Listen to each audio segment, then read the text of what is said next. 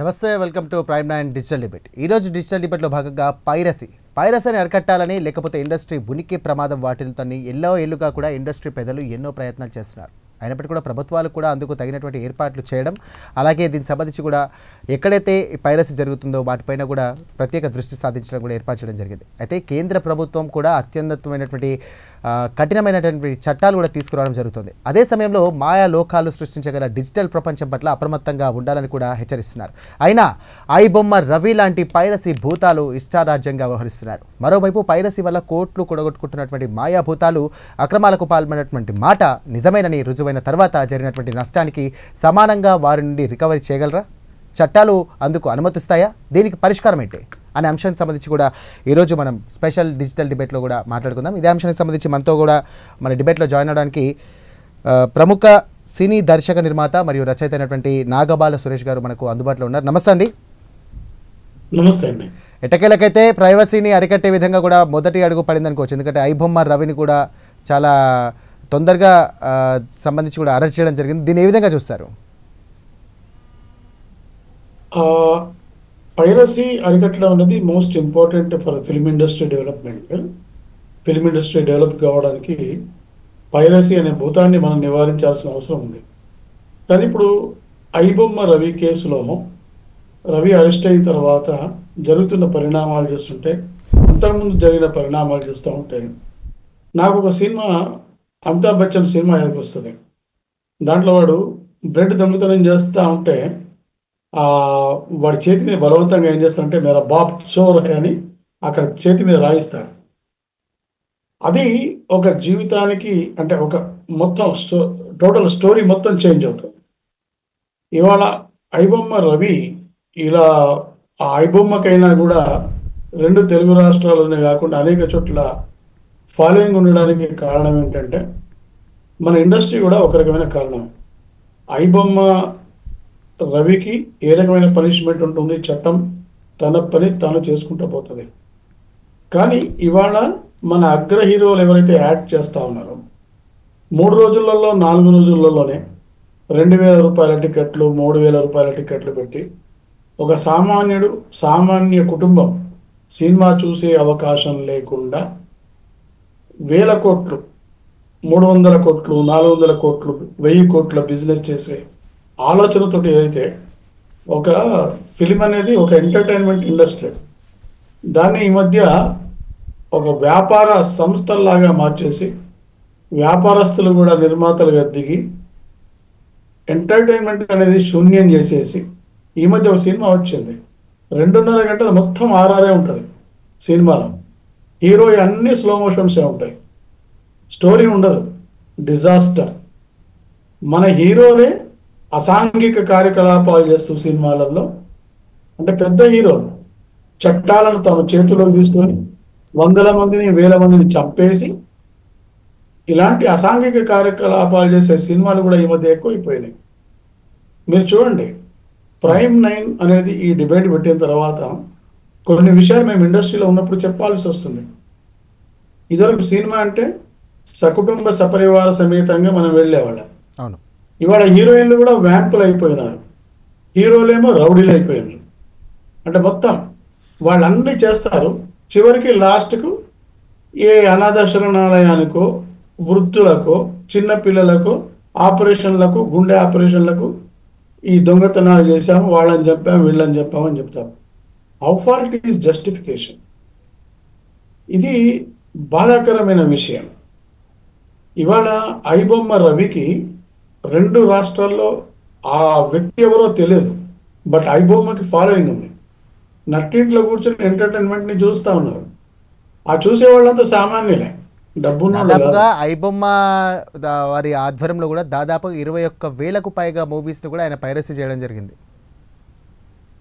అంటే ఇండస్ట్రీలో ఎక్కడో ఒక చోట లూపోలు ఉంటాయి కదా. ఐబొమ్మకు సహకరించే వాళ్ళు ఎవరో కొంతమంది ఇండస్ట్రీలో ఉన్నట్టే కదా దీనివల్ల తెలుస్తున్నది.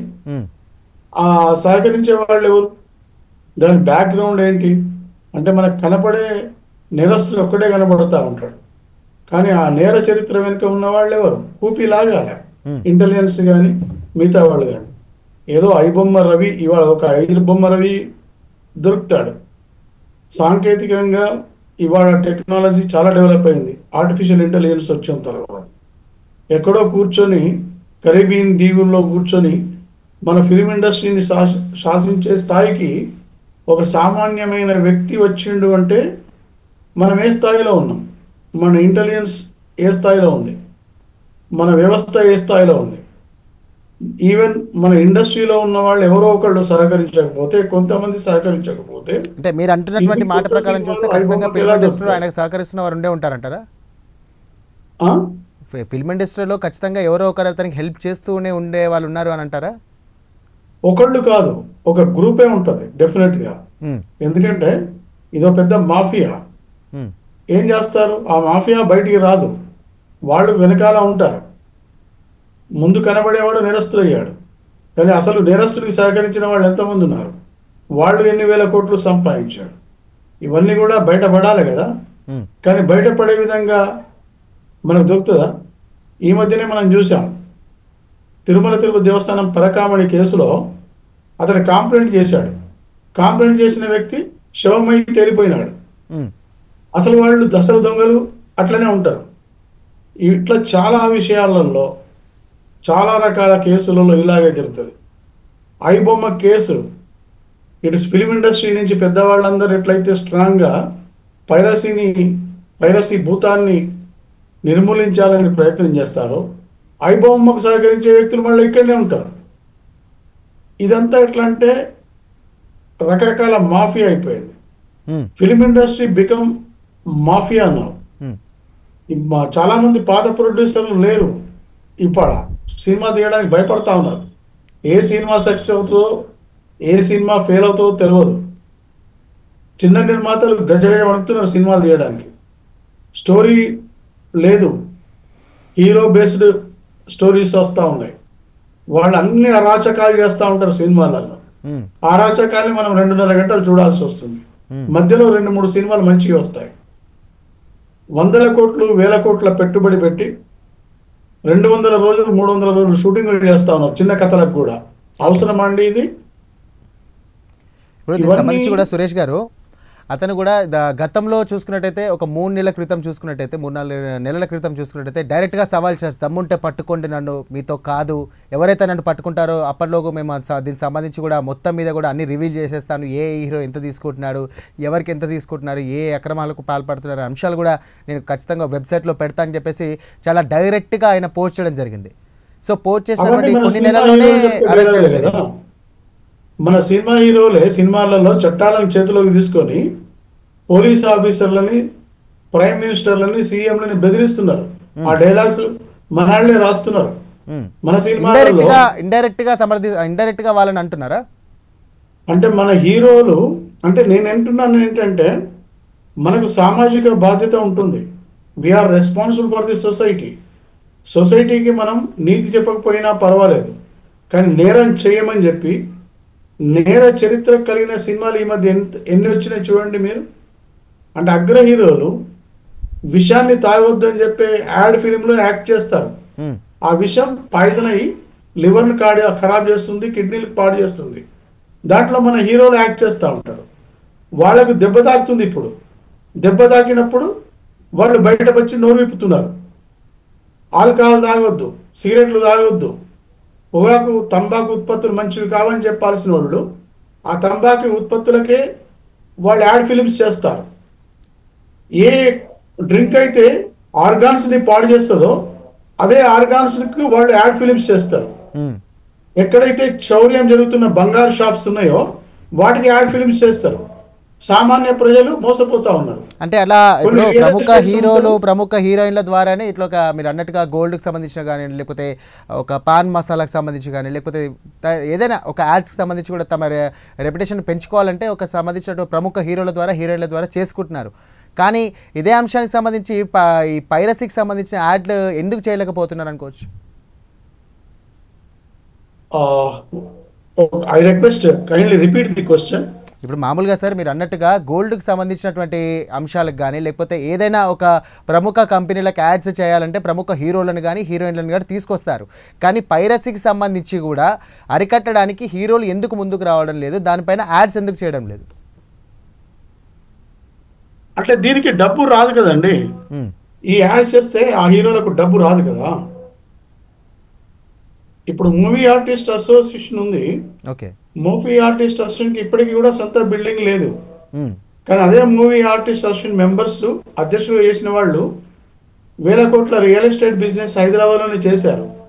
They are having thousands of crores business. కానీ ఒక 3 బెడ్రూమ్ ఫ్లాట్ కూడా మూవీ ఆర్టిస్ట్ అసోసియేషన్కి సొంత బిల్డింగ్ లేదు. ప్రొడ్యూసర్ కౌన్సిల్కి సొంత బిల్డింగ్ లేదు. వీళ్ళు వేల కోట్ల వ్యాపారం చేస్తుంటారు. కార్మిక భవన్ లేదు మనకు. అడిగే నాతుడు లేడు ఇండస్ట్రీలో. ఇండస్ట్రీ అనేది కొంచెమన్నా సేవాభావం ఉండాలి. ఎంతమంది సేవ చేస్తూ ఉన్నారు? ఇండస్ట్రీ మీద ఎంతమంది సేవ చేస్తూ ఉన్నారు? వాళ్ళకి ఇవాళ గోకుడు పెట్టింది కాబట్టి వచ్చి అరుస్తున్నారు. బట్ ఎప్పుడైనా సామాన్య ప్రేక్షకుడి గురించి వీళ్ళు ఆలోచిస్తూ ఉన్నారా? ఉమ్, సినిమా థియేటర్లకి ఇవాళ ప్రేక్షకులు ఎందుకు రావట్లేదో ఆలోచిస్తూ ఉన్నారా? సీట్లు ఎందుకు ఖాళీ ఉంటున్నాయో ఆలోచిస్తూ ఉన్నారా? సినిమా థియేటర్లు బంద్ అయిపోయి ఎందుకు వాళ్ళు బిల్డింగ్లు కట్టి కిరాయిస్తున్నారో ఆలోచిస్తూ ఉన్నారా? ఒక ఫ్యామిలీ, చిన్న ఫ్యామిలీ 5 మెంబర్లు పోవాలంటే 10,000 రూపాయలు అవుతుంది. తినుబండారం కొనాలంటే 500 రూపాయల నుంచి 1000 రూపాయలు అవుతా ఉన్నది. థియేటర్లో పోవాలంటే భయం అవుతుంది. ఇది కల్పించిన వాళ్ళు ఎవరు? ఇదివరకు అట్లా లేదు కదా. ఉమ్, ఇదివరకు ఆ పరిస్థితి లేదు కదా. ఇప్పటికి కూడా మలయాళంలో లేదా వెస్ట్ బెంగాల్లో థియేటర్లు, చెన్నై థియేటర్లు బాగా నడుస్తూ ఉన్నాయి. మన దగ్గర ఎందుకు నడుస్తలేవు? ఇవి ఆలోచించాల్సిన అవసరం ఉన్నది. Right, Ravi sir. కేసులో రవిని ఎవరు సమర్థించరు. It is a bad thing for the film industry. Okay. But అనేకమైన అంశాలు దీని వెనుక దాగి ఉన్నాయి. ఉమ్, ఆ అంశాల మీద పరిశీలన జరగాలి, ఉమ్, పరిశోధన జరగాలి. ఇప్పటికైనా ఫిల్మ్ ఇండస్ట్రీలో ఉన్న పెద్దలు ఎవరైతే ఉన్నారో, ఇప్పుడు ఫిలిం ఛాంబర్ ఉంది, ప్రొడ్యూసర్ కౌన్సిల్ ఉంది, మనకంతా ఉంది. చాలామంది చిన్న నిర్మాతలు గగ్గోలు పెడతా ఉన్నారు. 90% సినిమాలు ఫెయిల్ అవుతా ఉన్నాయి. వాళ్ళు సినిమా థియేటర్ ఇయ్యరు. వాళ్ళు ఉమ్, సినిమా వేసినా కూడా 2 రోజులకే తీసేస్తారు, చెప్పకుండా చేయకుండా. Hmm. ప్రొడ్యూసర్కి కొంతమంది చేతిలో థియేటర్లు గుత్తాధిపత్యం చేస్తూ ఉన్నారు. ఈ ధోరణి ఎప్పుడైతే ఆగిపోతుందో, రవి లాంటి వాళ్ళని ప్రేక్షకులు ప్రోత్సహించరు, ఎవరు ప్రోత్సహించరు. Right sir. హ్యాపీగా సురేష్ గారు, పిల్లల్ని దాదాపుగా మూవీస్ అని చూసుకున్నట్టయితే ఈ మధ్య కాలంలో చాలా పెద్ద అమౌంట్తో, ఒక బడ్జెట్తో వస్తున్నటువంటి మూవీలు చాలా ఉన్నాయి. ఒక పెద్ద తరహా సినిమాలు చూసుకున్నట్టయితే 100 కోట్లకు సంబంధించినటువంటి మూవీస్, బడ్జెట్తో వచ్చినటువంటి మూవీస్కి ఇది ఐబొమ్మ ద్వారా కొంచెం ఎఫెక్ట్ పడుతుంది అనుకోవచ్చు. కానీ చిన్న సినిమాల పరిస్థితి ఏంటనుకోవచ్చు? చిన్న సినిమాలు కూడా ఐబొమ్మ దాంట్లో ఆ సైట్లో కూడా ఉన్నాయి. దీనివల్ల పెద్ద సినిమాలకు సంబంధించినటువంటి నిర్మాతలు నష్టపోతున్నారా, లేకుంటే చిన్న నిర్మాతలకు సంబంధించి వాళ్ళు నష్టపోతున్నారా? ఒక పైరసీ అనేది స్టార్ట్ అయితే పెద్ద చిన్న లేదు, ఇద్దరు నష్టపోతారు. కానీ పెద్ద సినిమా నిర్మాతలకు పెద్ద నష్టం జరుగుతుంది. చిన్న సినిమా నిర్మాతలకు చిన్న నష్టమే జరిగినా కూడా వాళ్ళు కోలుకోగలుగుతారు. ఎందుకంటే ఓటీటీ ప్లాట్ఫామ్స్ ద్వారా వాళ్ళకు కొంత డబ్బు వస్తుంది. ఆ సినిమా కథ బాగున్నది అని అంటే ఆ ప్రేక్షకులు కూడా థియేటర్కి వస్తారు. ఎందుకంటే తక్కువ అంటే థియేటర్ టికెట్ ధర కూడా తక్కువనే ఉంటుంది కాబట్టి చూస్తాడు. Mouth talk. ఈ మధ్య మనం కన్నడ సినిమా నరసింహ మా అవతార్ నరసింహ చూసాం. ఎలాంటి కలెక్షన్ చేసింది, అంటే ఇక్కడ మెయిన్ వచ్చిన టాపిక్ నేను చెప్పేది ఏంటంటే, సినిమా బడ్జెట్ను అమాంతంగా మన తెలుగులో చాలా హెవీగా పెంచేశారు. డైరెక్టర్ల రెమ్యునరేషన్ చూసుకోండి. కొంతమంది 5 ఏళ్ల వరకు ఆ డైరెక్టర్ల డేట్స్ కూడా దొరకవు. అలాగే హీరోలు కొంతమంది వాళ్ళ డేట్స్ ఉండవు, వాళ్ళ రెమ్యునరేషన్ చూడండి. అల్టిమేట్గా ఇవన్నీ కలిసి ప్రేక్షకుడికి తలనొప్పిగా, భారంగా తయారైంది.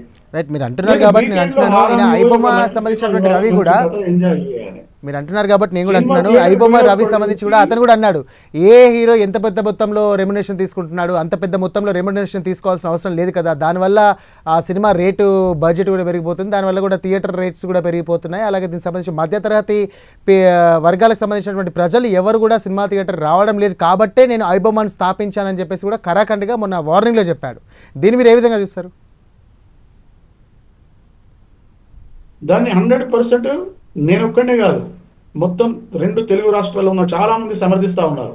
ఐబొమ్మ ఒక కామన్ మ్యాన్ కి రీచ్ అయింది.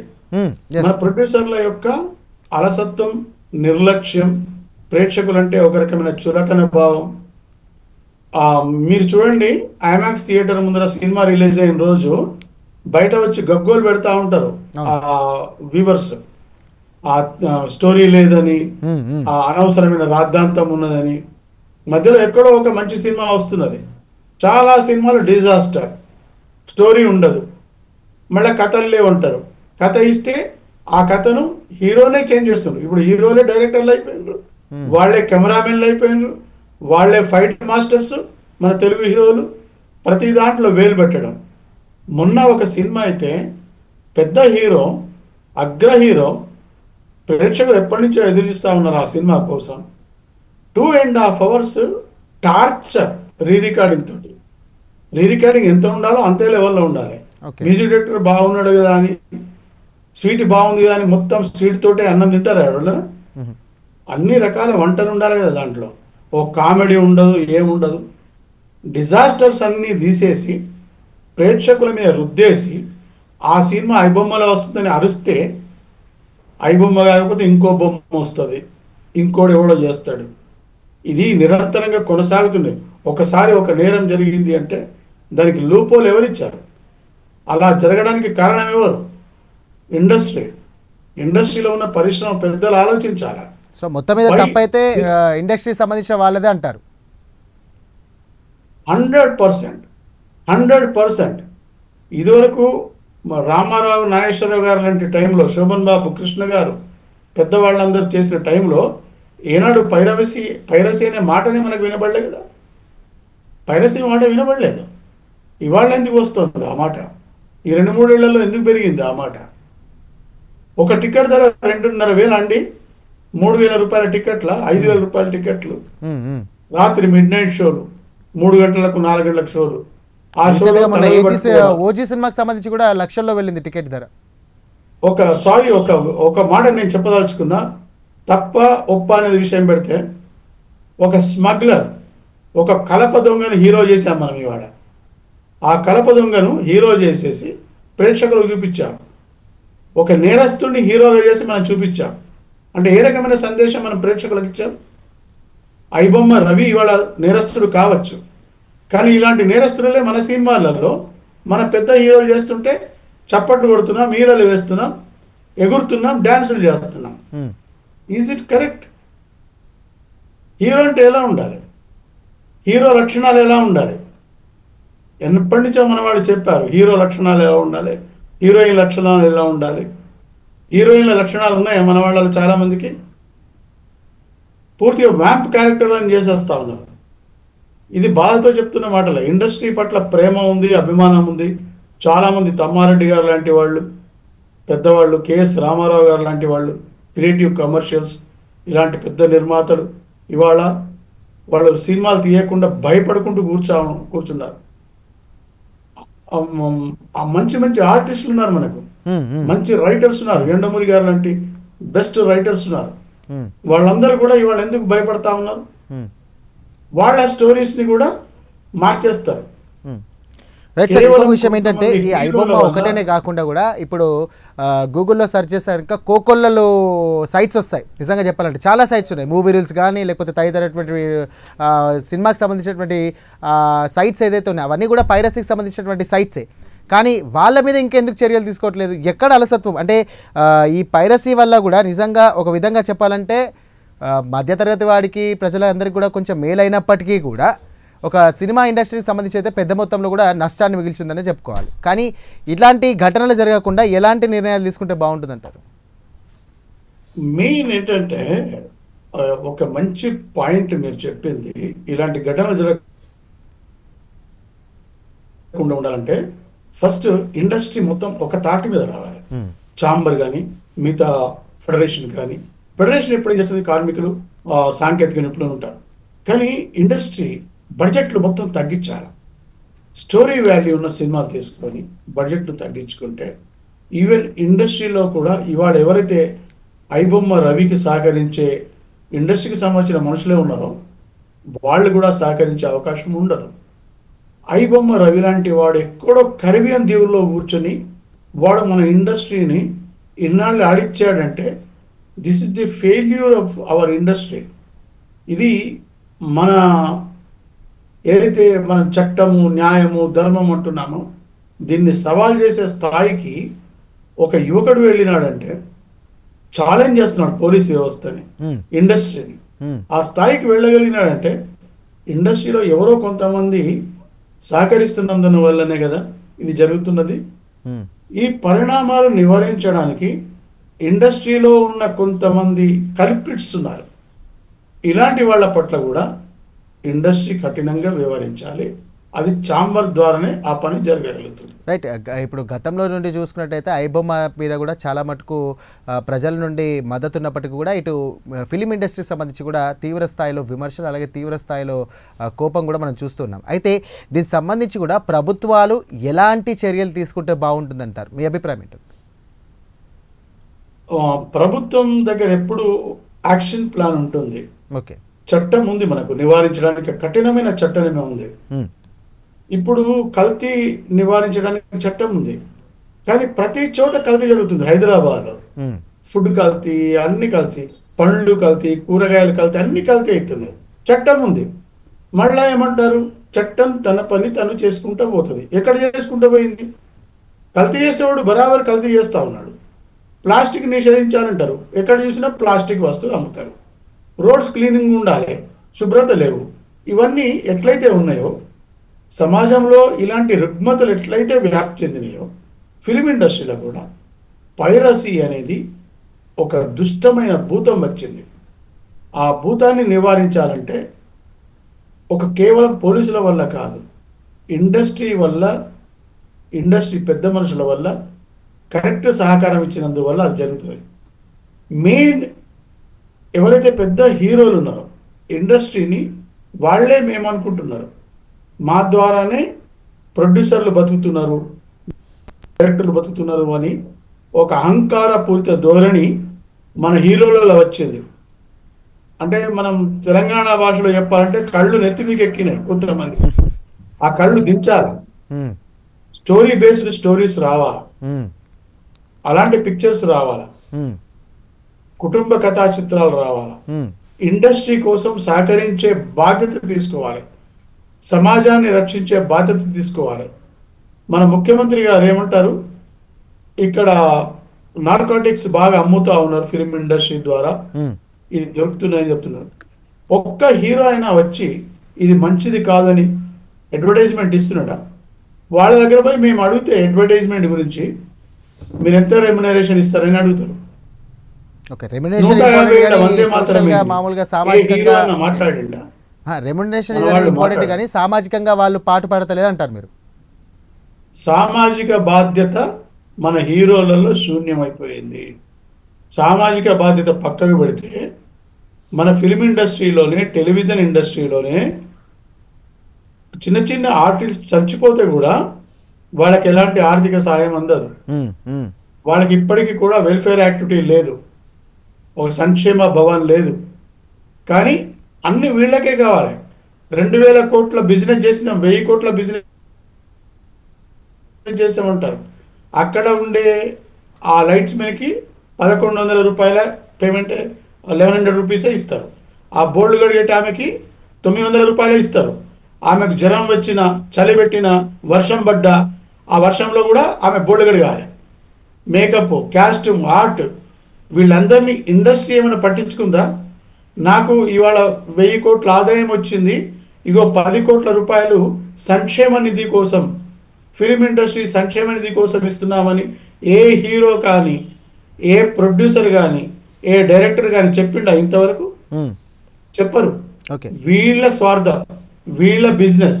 ఇలాంటి వాళ్ళ కోసం ప్రజలు ఎందుకు చేస్తారు? చేయరు. వాళ్ళ న్యూస్ వచ్చినప్పుడు ఎంజాయ్ చేస్తారు. ఇవాళ ఐబొమ్మ న్యూస్ను కూడా సామాన్య ప్రేక్షకులందరూ టీవీల ముందు కూర్చొని ఎంజాయ్ చేస్తారు. వీళ్ళ ప్రజల సహకారం ఉండదు, ఈవెన్ ఇండస్ట్రీలో ఉన్న వాళ్ళ సహకారం కూడా ఉండదు ఇలాంటి వాళ్లకు.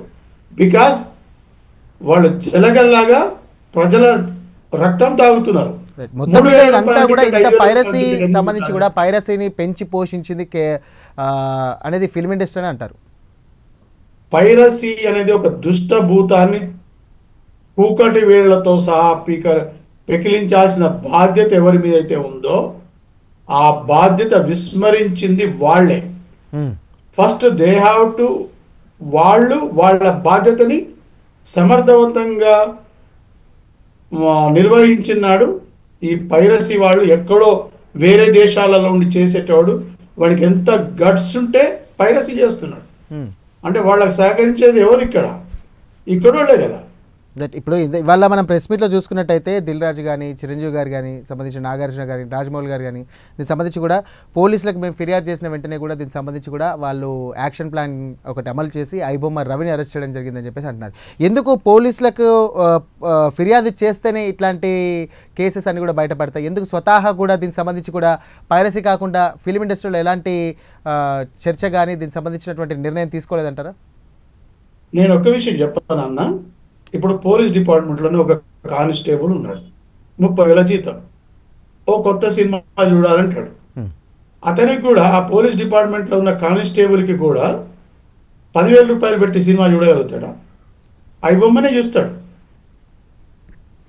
మనం చాలా కామన్గా ఆలోచిద్దాం. కాబట్టి పోలీస్ డిపార్ట్మెంట్లో కేసు వేయంగానే పని అయిపోయింది అని చేతులు దులుపుకోవడం కాదు. దిల్ రాజు గారు కానీ పెద్దవాళ్ళు ఎవరైతే ఉన్నారో వాళ్ళందరూ పెద్ద మనసుతో ఆలోచించాలని మాత్రమే నేను చెప్తున్నా. ఇవాళ ఇండస్ట్రీ గురించి ఈ మాటలు మాట్లాడుతున్నా అంటే మేము బయట పబ్లిక్లో తిరుగుతాం కదా, ఇండస్ట్రీలో అందరితో తిరుగుతాం కదా, చిన్న ప్రొడ్యూసర్లతోటి, డైరెక్టర్లతోటి, రైటర్లతోటి, వాళ్ళతో తిరుగుతున్నప్పుడు ఆ బాధలన్నీ మాకు కనబడతా ఉంటాయి. వాళ్ళు ఫీల్ అవుతా ఉన్నారు ఇండస్ట్రీ పరిస్థితి చూసి.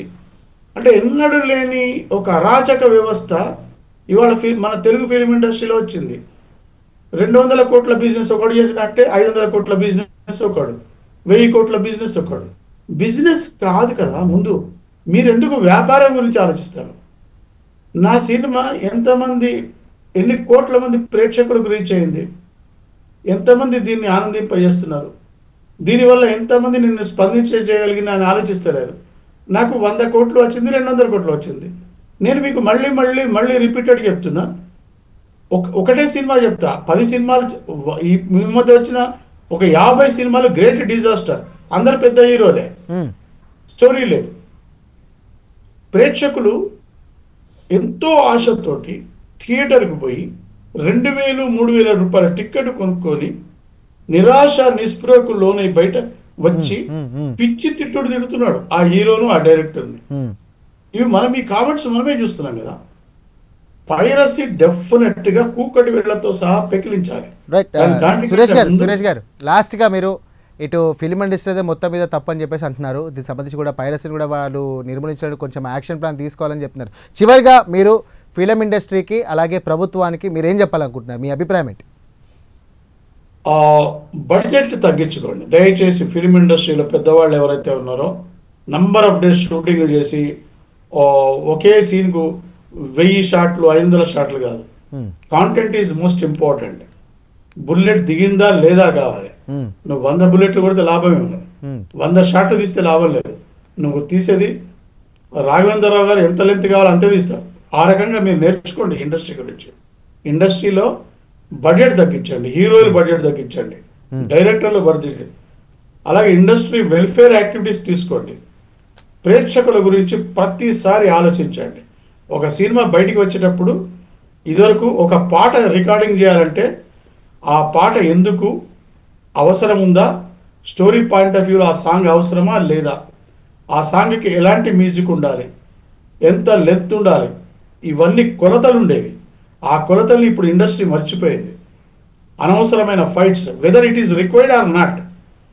కాకపోతే హీరోని పెంచడానికి ఫైట్లు కొన్ని చోట్ల అవసరం ఉంటాయి, కానీ అవసరం ఉన్నా లేకపోయినా ఫైట్లు, అవసరం ఉన్నా లేకపోయినా రీ రికార్డింగు, చెవులు బద్దలు కొట్టేది, ఇలాంటివన్నీ తగ్గించుకుంటే నిర్మాతలు కానీ, దర్శకులు కానీ, అగ్ర హీరోలు కానీ ప్రేక్షకుల పాయింట్ ఆఫ్ వ్యూలో రావాలి అని నేను ఇండస్ట్రీ పెద్దలకు చెప్తా ఉన్నాను. పోలీస్ వ్యవస్థ కేసు రాగానే మిగతా కేసులాగా దీన్ని తీసుకోకుండా ప్రతిష్టాత్మకంగా తీసుకొని అప్పుడు మనం చూసాం ఒక 5-6 ఏళ్ల కిందట ఒక కేసు ఫైల్ అయింది, నార్కాటిక్స్ కేసు ఎక్సైజ్ డిపార్ట్మెంట్లో. ఆ కేసు యొక్క మూలాలు ఏమైనాయో తెలియదు, కానీ ఒక 3-4 నెలలు అన్ని ఛానళ్ళు, అన్ని పేపర్లు మన తెలుగు ప్రేక్షకులందరినీ పిచ్చోడం చేసిండ్రు. What happened at last? అసలు కేసు ఉందా లేదా, వాళ్ళు నేరస్తులా కాదా, వాళ్ళు తప్పు చేయకపోతే వీళ్ళు తప్పు చేయలేదని కూడా ఆ డిపార్ట్మెంట్ డిక్లేర్ చేయవచ్చు కదా. Is it not there responsibility? మేము తప్పు, వాళ్ళు ఎవరు తప్పు చేయలేదండి, వాళ్ళు అమాయకులు, మేమే తప్పు చేశాము అని ఎందుకు ఆ డిపార్ట్మెంట్ చెప్పలేదు? ఆ కేసు ఎక్కడ పోయింది? అంటే ఒక 3-4 నెలలు ప్రేక్షకులందరినీ చెవులో బఠానీలు లేదా క్యాబేజీలు పెట్టేస్తున్నారు. డిపార్ట్మెంట్ కూడా, పోలీస్ డిపార్ట్మెంట్ కూడా పర్ఫెక్ట్ యాక్షన్ తీసుకొని ప్రతిదీ సమగ్రంగా దర్యాప్తు చేసిన తర్వాత ఆ దర్యాప్తు యొక్క సారాంశాన్ని ప్రేక్షకులు ఇప్పట్లయితే హడావిడి చేస్తూ ఉన్నారో, ఒక నేరస్తుడు దొరకంగానే దాని వెనుక ఉన్న ఊపి లాగిన తర్వాత ఆ పెద్దల గురించి కూడా ఆ ఫోటోలతో సహా మీడియాకి ఇవ్వాలి, పేపర్లో రావాలి వాళ్ళ పేరు. ఒక నేరం చేయాలంటే నేరస్తుడు గజ్జగజ్జ వణకాలి. ఇవాళ అలాంటి పరిస్థితిని మన డిపార్ట్మెంట్, పోలీస్ డిపార్ట్మెంటే తయారు చేయాలి. డెఫినెట్గా మీరు అన్నట్టుగా కూడా ఖచ్చితంగా కూడా దీనిపైన కూడా ప్రభుత్వాలు కానీ ఫిలిం ఇండస్ట్రీ కూడా ఖచ్చితంగా కఠిన నిర్ణయాలు తీసుకుంటే కనుక పైరసీ భూతాన్ని కూడా మనం అరికట్టే విధంగా కూడా చర్యలు తీసుకోవచ్చు. Right, thank you Nagabala Suresh గారు, మీ యొక్క విలువైన సమయాన్ని మాకు కేటాయించినందుకు. సో చూస్తున్నారు కదా, ఐబొమ్మ ద్వారా కూడా అటు మధ్యతరగతి కానీ సాధారణ మనిషి కూడా ఎంతో ఇష్టమైనటువంటి ఐబొమ్మ నేడు పైరసీ భూతంగా మారి సినీ ఇండస్ట్రీని ఎంతగానో తీవ్ర నష్టాన్ని చెవి చూసే విధంగా కూడా ప్రయత్నం చేసింది. దీనికి సంబంధించి కూడా పెద్ద పెద్ద క్లౌడ్ ఫేర్ అని చెప్పేసి ఒక సాఫ్ట్వేర్ ద్వారా కూడా కరేబియన్ దీవిలో ఉంటూ కూడా ఈ యొక్క దాదాపు 21,000 సినిమాలను కూడా పైరసీ చేయడం జరిగింది. సో దీనికి సంబంధించి కూడా హైదరాబాద్ పోలీసులు కూడా దీనిపైన ఉక్కుపాదం మోపి దీనికి సంబంధించి అతని వ్యక్తిని ఇమ్మడి రవిని కూడా అరెస్ట్ చేయడం జరిగింది. చూద్దాం ప్రభుత్వాలు కానీ లేకుంటే ఫిలిం ఇండస్ట్రీ కూడా దీనికి సంబంధించి కూడా పైరసీని ఎలా అరికట్టాలి అనే అంశం మీద ఎలాంటి స్టాండ్స్ తీసుకుంటుంది అనే అంశం కూడా ప్రతి ఒక్కరు కూడా వేచి చూస్తున్నారు. ఇది ఇవాల్టి స్పెషల్ డిబేట్. మరో అంశంతో మరి కలుద్దాం. అంతవరకు చూస్తూనే ఉండండి ప్రైమ్ 9 నిజం ఇదే మా జయం.